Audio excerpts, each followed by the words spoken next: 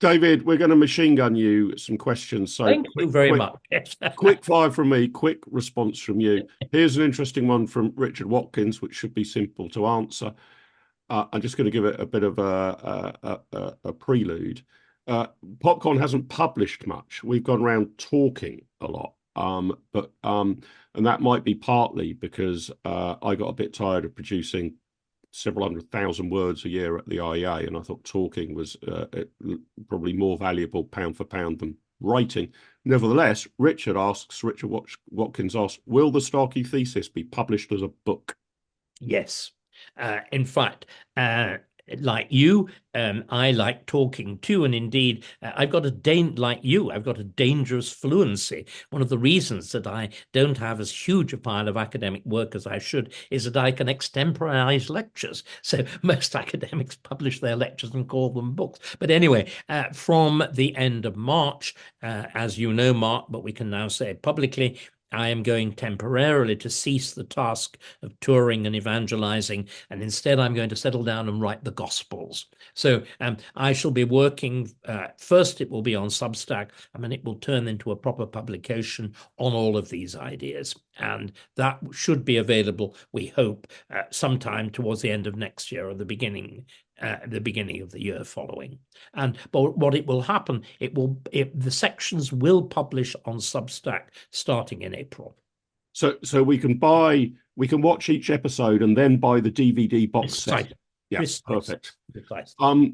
Sarah Kinlock asked an interesting question. We haven't really touched on this. There's so much to go through, but she says David has been very critical of the current monarchy. Can he please explain what should be the role of a constitutional monarch? And does he think there is any future for our current monarchy, especially as it has now become a rather expensive celebrity/charity monarchy that is pushing certain agendas? Yeah, I mean, I think the real problem is a monarchy that survives has to be the central national symbol. And this, of course, is often easier if most of the surviving European monarchies, setting aside the Spanish, are the monarchies of smaller countries with rare languages. And that remember, the immersion into the great common ocean of world English is a great problem when it comes to defining our identity in general in these islands. I also think that, and the questioner touched on this point delicately, I think, and somebody like, for example, Dominic Lawson went public on this in a recent column, the fact that both the King and the Prince of Wales have nailed their colours to the mast on the whole business of climate change and climate emergency is a profound error. It was all right back in the days when Charles was a young man and we giggled happily at him talking to plants. When it is a major and very fraught issue of government policy and in its current manifestation directly responsible for deindustrialization, it is a catastrophe. That's really interesting. So you think that the monarchy could pick causes, but they need to be, if you like, fundamentally uncontroversial. Generally wanting to preserve the environment is okay. But taking a particular view that big business isn't cutting its carbon emissions rapidly enough, which is a disaster. Prince William seems to be saying, is politics. It's a complete disaster. And again, it shows a fundamental misunderstanding of the monarchy that Downing Street has been happy to encourage them to do it. This is a catastrophe. But the essential role of the monarchy is that of a parliamentary monarchy. The sovereign parliament is king, lords, and commons. And the king again set the whole thing off on such a bad footing by, for the first time since 1689, excluding Parliament from the Abbey. It's unthinkable. It's simply unthinkable. Now, Angela Hughes asks an interesting question. This goes back to, well, I think I can safely say one of your great political heroes, and then via you, he's become one of mine, David. It doesn't mention him by name, but you were touching on Disraeli and the extension of the franchise. Actually, Angela Hughes asks, does David think the rot set in with Britain when the working man got the vote? When the only people who could vote were landowners and property owners, the empire was at its height. As soon as the vote was given to people who had no vested interest in wealth, the country seems to have taken a nosedive. did it all go wrong from Robert Peel? We should still be resisting the 1832 Reform Act. I'm going to become even naughtier. I think that if you want to argue the problem with the franchise, I'm afraid you would have to argue the problem with the franchise is the female franchise, the feminization of politics, the shift towards welfare, which is a central part of that. That is where things have gone wrong. I mean, and I think that the general feminization of life, as we're all beginning to understand, has major But problems. most of the feminization's been done by men. I was going to say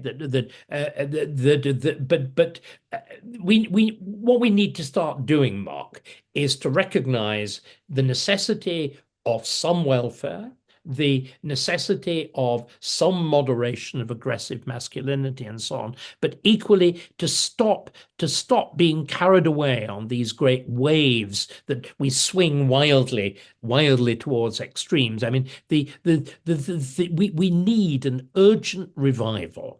And again, unfortunately, Conservatives got it at least as wrong as Labour. The great slashes of defence expenditure, the first of them took place in 1991.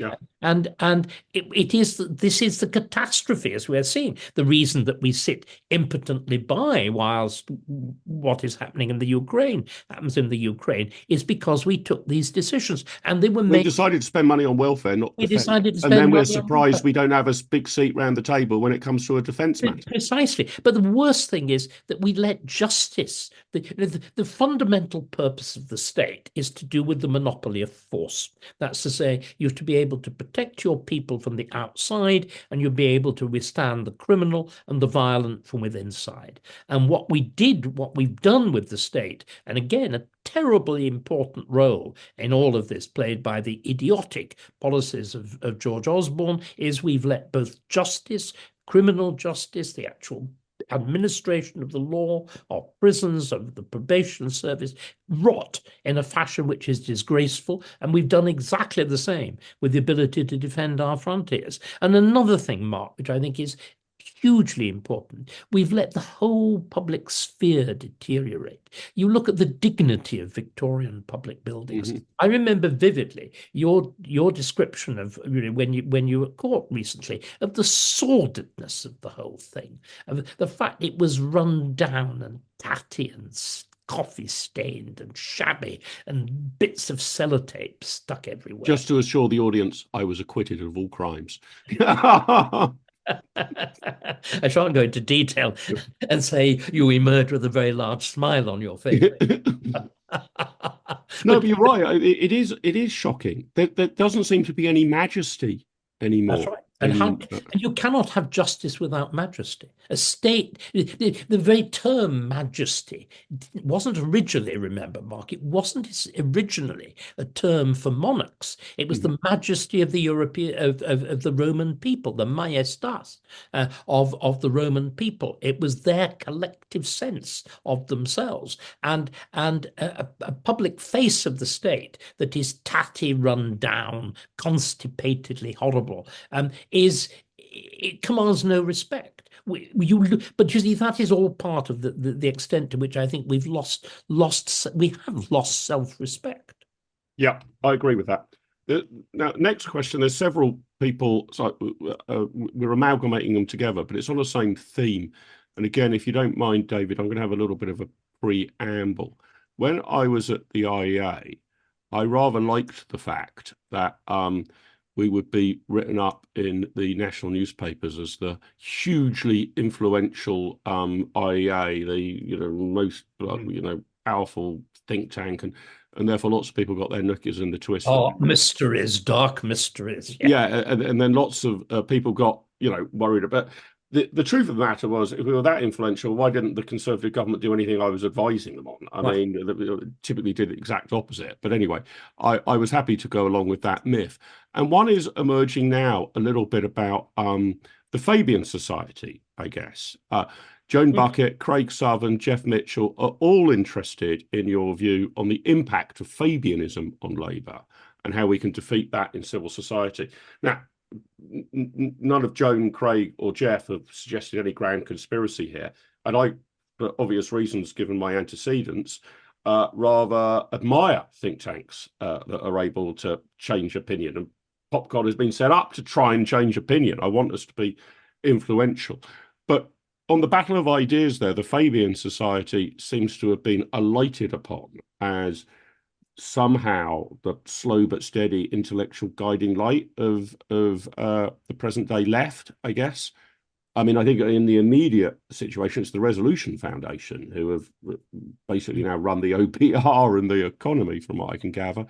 But what you would have heard these before. I think you and I have had questions on this before at public meetings. I mean, what's your take on it? I'm profoundly skeptical. I was at LSE, which is, for most of my academic career, which is the hotbed. It's where Fabianism really got going. I think part of it's that idea that the old badge of the Fabian Society, which showed the wolf in sheep's clothing.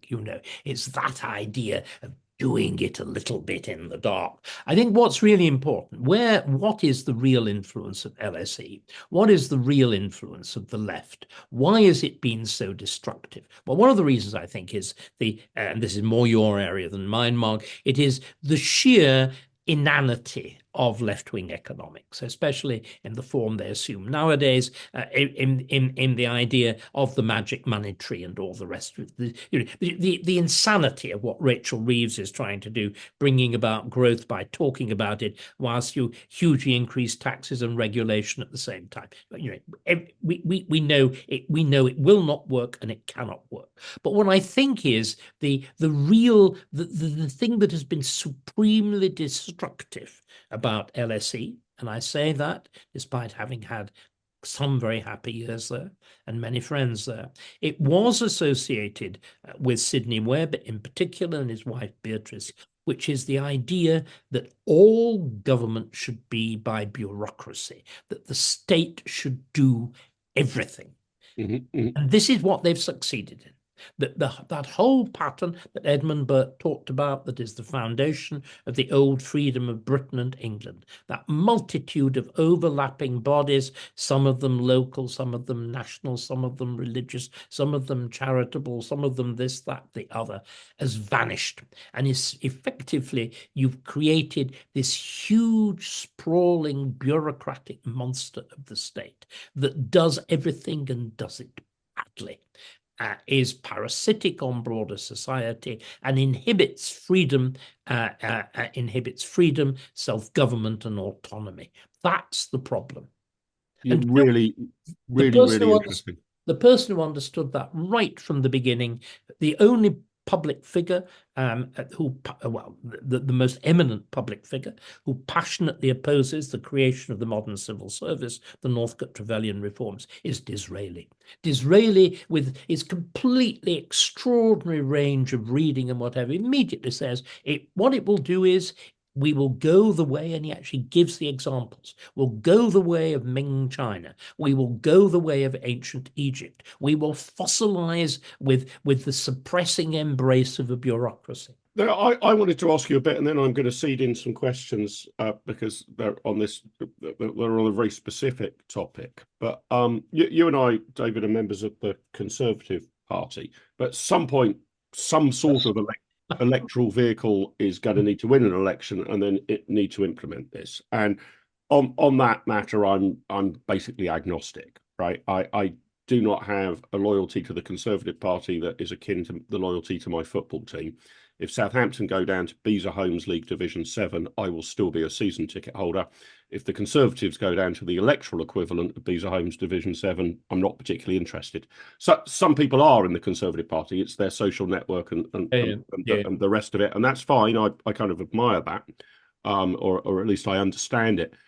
What do you think needs to happen to unite the right? I mean, as it stands at the moment, if you take a snapshot of a very divided party political landscape, but reform could potentially win an election enormously if it was held today, because they would be on 30%-ish, and sort of all of the other parties would be on 12 to 17%-ish. And the nature of the electoral system is that could deliver you an absolute landslide. I mean, this could ebb As and flow. Labour got on As Labour got, 50%. I guess, in the same way. But even more so now, I think Reform are the only party polling consistently above 20%, and they're into the 30s.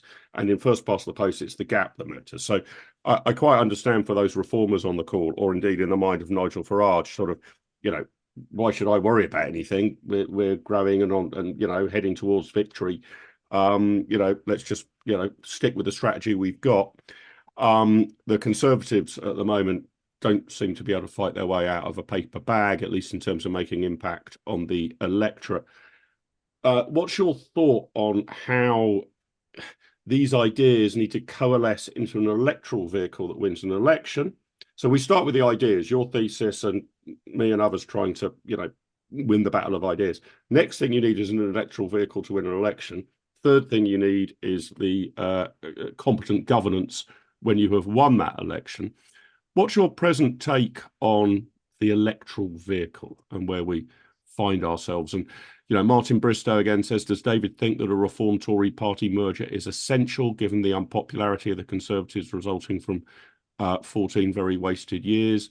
How should it proceed? Chris Penny asks, how should the Conservative Party best confront reform? Should it take it head on? Or as Kemi suggests, I think she uses that anecdote about wrestling with a pig. Don't do it because you'll get very muddy and the pig will enjoy it. Well, the pig has definitely enjoyed Kevin Hollinrake's intervention, I would say. So he didn't follow the advice there. Should Des Cooper, should the right unite first and then prepare the policy agenda, or will we only unite when the electorate forces us to? Christopher Marshall, Martin Bristow again, and Joy Goldsmith ask about the prospects of an alliance.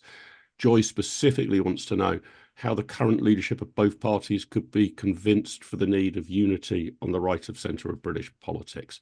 What are your takes on that? I mean, I feel a bit unfair. You're the great ideas man rather than the sophologist, but nevertheless, this has to be got right, otherwise it's all in vain. I agree. I mean, my view is, and we've discussed this endlessly, I think, and this is why I'm doing what I'm doing, why I shall be writing what I'm writing. I think that what we have to show is that broadly, almost everybody on the right, apart from what's left of the liberal fringe of the Conservative Party, is essentially agreed on the fundamentals of policy.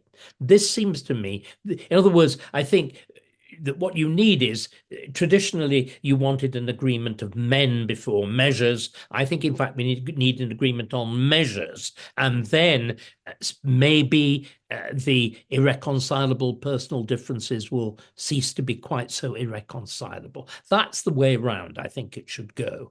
And this is why I'm campaigning as I am. I mean, again, another figure that we haven't mentioned who has got a very important part to play in this and has always been very forceful and eloquent. And many of you, I imagine, watching will have seen the two of us perform together. I performed with Mark, but I had a memorable, I use that word deliberately, performance with Jacob Rees-Mogg at the Reform Conference.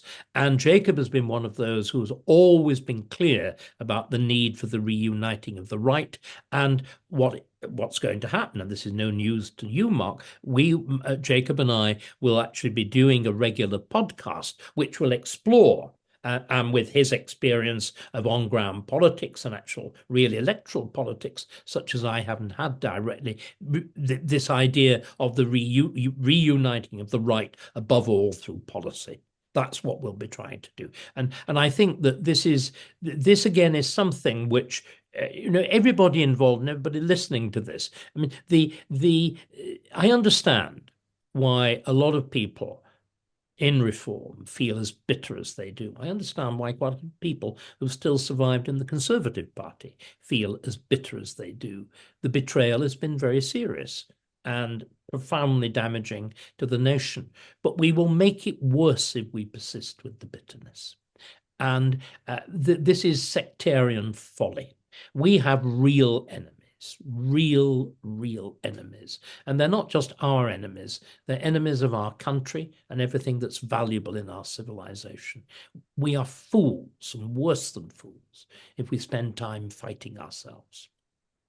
Yes, I would agree with that. I mean, there might be. I mean, one thing I will give. I know some people in Reform disagree with this, but Nigel Farage great credit for, and this is not mirrored oftentimes on the continent of Europe, is that he has emphatically kept the hard right out of the Reform Party. Okay, occasionally you're going to find somebody who said something completely mad on a Facebook page that you didn't know at the time, and you haven't known this person, you've got to kick them out. But the kind of fascist, thuggish street right, he has kept completely out. Nigel Farage is a mainstream politician. There's no two ways about that. There is a problem that he and Kemi Badenoch seem to have absolutely no time for each other whatsoever. I mean, one of the reasons I'm so annoyed about what Kevin Honolrake has said is I think it was last Christmas time, I did a television interview with Lee Anderson. It was based around the Conservatives wading in that they didn't believe that Reform's membership ticker was accurate because they'd looked at the back end. I mean, another Conservative Party draw the pistol only to work out which foot to shoot yourself. And that was Kemi directly. Yeah, that was insane. But my basic theme then was, quite apart from the ideas, treat each other with respect, because we don't know when we're going to need each other. We don't know if we're going to need each other, but if we do, let's make sure that relations are extremely cordial, mutually respectful. But we will need each other, Mark. We will need each other. And it is inconceivable that the talent in the Conservative, because there is real talent, we sneer at our politicians. There are at least, I would reckon, a couple of dozen people there of serious talent. It would be insane for them not to be involved in this enterprise.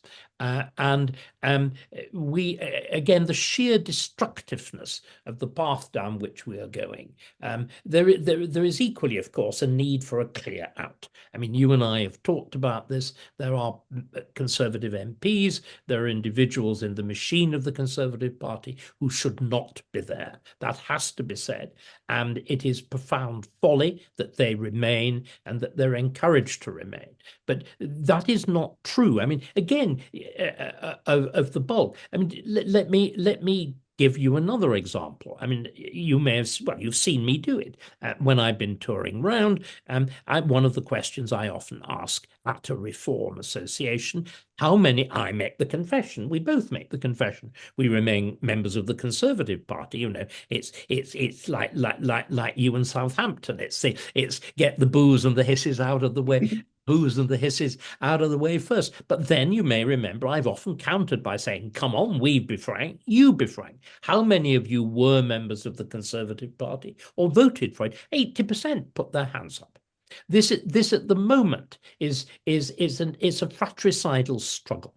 And it's necessary because of the Conservatives Party betrayal of itself. It's exactly as it did in the night. Well, more importantly, it's betrayal of its voters rather than of itself. Yeah, well, it's both, because a political party is its voters. Yeah, okay. In the same way, the church isn't just the clergy. Forgive me, and it's something we've got genuinely to regret. But above all, we've got to be big enough. You know, I was joking about masculine virtues and whatever. There needs to be, we don't want the cattiness and the childishness. There needs to be, alongside courage, there needs to be that openness and good fellowship. Those were all things that Conservatives used to value. We need to do again. Really interesting. I just want to finish with one final question from me. We've had more than 200 of you on the live call already, and I've tried to batch together your questions and get through as many of them as possible. But on the Starkey Thesis, on what I think has been an extremely good 2025 in moving the ball forward, what do you want to see happen in 2026? You've already you've already been too kind to us with a couple of exclusives here. Your book will be coming out tail end of 2026 or early 2027. You and Jacob are going to be pairing up to do what will be a must not miss podcast together.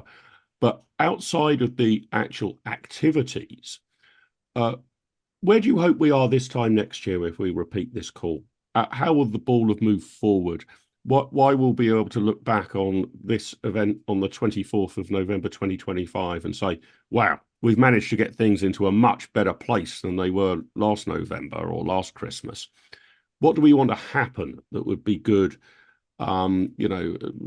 markers for progress continuing? I'm assuming no early general election for the sake of this argument. Right.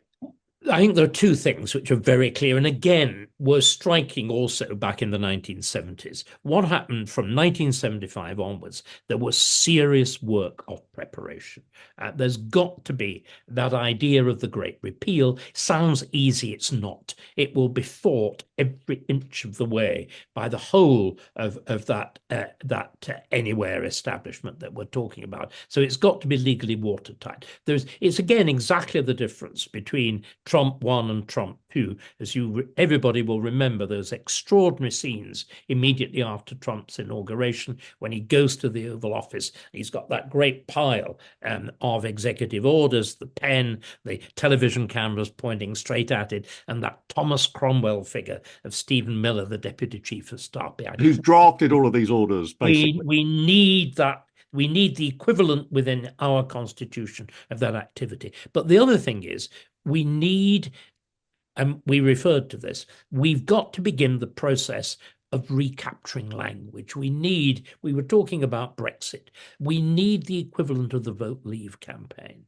Now, I don't think the Vote Leave campaign will be fully underway, but the equivalent of Vote Leave, the equivalent of Vote Restore, but what I hope we will see within a year's time is the foundations, the outlines of that. A mass movement, the creation of a mass movement, because I think it's bigger even than reform is now. I think there's a very broad sense across all people of goodwill, and I actually believe, I don't believe that there is this indifference to politics. One of the things that we've discovered on our touring of the country, I think, is a huge increase of interest in politics precisely because it seems to be important. People realize things are going desperately wrong. So I think there is not only the need for a mass movement, there is actually the immensely fertile soil for it. And I would like to see the beginnings of that getting underway.